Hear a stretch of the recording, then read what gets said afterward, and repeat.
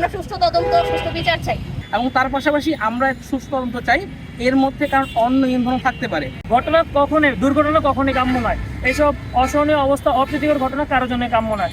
গতকালকে আমরা যখন আমাদের কমিটি বাস যখন যায় সেদিকটাতে, এটা হচ্ছে আপনার রাজমহল দিকটাতে এবং উত্তর পূর্ব থানার অপোজিটে এই দিকে যখন যায়, তখন একদল ছেলে মেয়ে রাস্তা পার হয়ে অপোজিটে তারা আন্দোলন করতেছিল।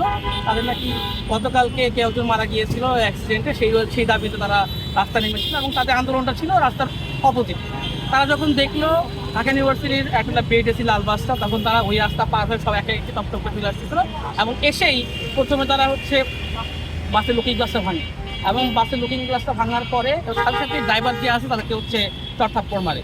এবং এই ঘটনার পর ছেলেরা যারা গেটে দাঁড়ায়, আমরা বলি গেট কিপার, এই ছেলেগুলো হচ্ছে যায় এবং তাদেরকে বলে যে ভাই দেখো, আমরা তোমাদেরই ভাই, আমরা তোমাদের সাথে আসছি এবং আমরাও চাই এই মৃত্যু এক শাস্তি হোক, মৃত্যুর বিচার হোক।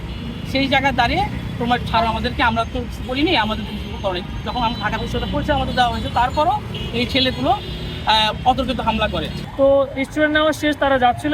ইন দ্যাট মোমেন্ট পিছন থেকে একজন মেয়ে স্টুডেন্ট আমাদের উঠতে চায়। তো আমাদের মেয়ে স্টুডেন্ট যদি বাসে না উঠতে পারে, তার লোকাল বাসে যাওয়াটা অনেক বেশি কষ্টসাধ্য হবে সেই সোনিয়াকা থেকে এসে। তো তার জন্য তাকে আমরা বাসটা দাঁড়া করাই। তো বামে একটা শ্রাবণ বাস ছিল, যা ছিল হচ্ছে গিয়ে লোকাল বাস। তো ওই বাসটা যদি না ক্রস করে, আমাদের বাসটা তো বাম পাশে চাপানো যাবে না।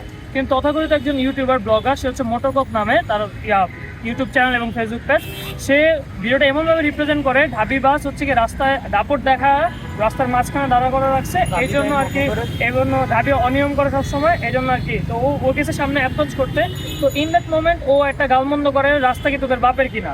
খনিকার বাস্তবে যে ঘটনা করছে, এটা তো তীব্র নিন্দা জানাই। সেখানে উদ্দেশ্য প্রণোদিত হোক, ইচ্ছাকৃতভাবে অনিচ্ছাকৃতভাবে, দুর্ঘটনা কখনই কাম্য নয়। এইসব অসহনীয় অবস্থা, অপ্রীতিকর ঘটনা কারোর জন্য কাম্য নয়। আমাদের কথা হচ্ছে এটা যেহেতু হয়েছে, আমরা এটা সমাধান চাই। এই ধরনের ঢাবির বিরুদ্ধে যে হেট্রেটগুলো ছড়ানো হচ্ছে, এটা বন্ধ করতে হবে। এখনো মোটরকপকে ধরা হয় নাই। এই বিষয়গুলো প্রশাসনিকভাবে আনতে হবে, না হলে এই অ্যাটাক বন্ধ হবে না।